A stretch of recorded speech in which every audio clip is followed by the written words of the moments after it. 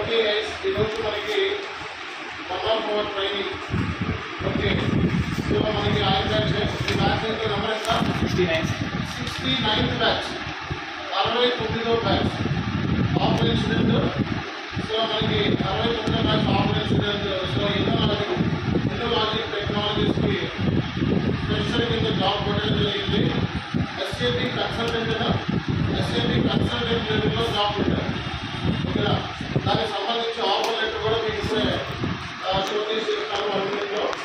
So మన students ఏంటంటే fresher కింద సక్సెస్ అవ్వడం అనేది చాలా కష్టం అంటారు ఎస్ఏపీలో. అవునా కదా, ఎస్ఏపీలో ఫ్రెషర్ కింద సక్సెస్ అవ్వాలంటే చాలా కష్టం. సో అలాంటప్పుడు మనకి ఫ్రెషర్గా జాబ్ కొట్టడం అనేది చాలా గొప్ప విషయం. ఎక్స్పీరియన్స్ అంటే ఎక్స్పీరియన్స్ యాక్టివ్ జాబ్ కొడుతూ ఉంటారు.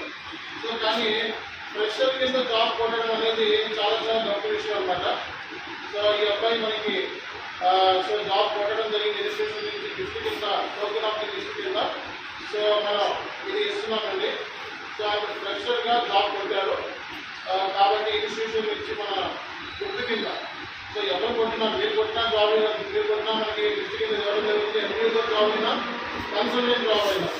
ఓకే సో కంపల్సరీగా ఆఫర్ లెటర్ ఉండాలి. అర్థమైందా?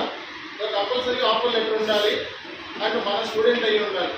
సో మన స్టూడెంట్ కాకుండా ఎవరు పడితే వాళ్ళు మనం ఎంకరేజ్ చేయమన్నమాట. అర్థమైందా? సో కాబట్టి మన స్టూడెంట్ అని చెప్పి తెలుసు కాబట్టి ఆ బ్యాచ్లో ఉన్నారు కాబట్టి సో మన ఇన్స్టిట్యూషన్ నుంచి సక్సెస్ రేట్ అనేది ఇలా ఉంది కాబట్టి ప్రెషర్ పాయింట్ ఆఫ్ వ్యూలో కానీ ఎక్స్పీరియన్స్ పాయింట్ ఆఫ్ వ్యూలో మనం ఇస్తున్నాం అన్నమాట. Thank you very much.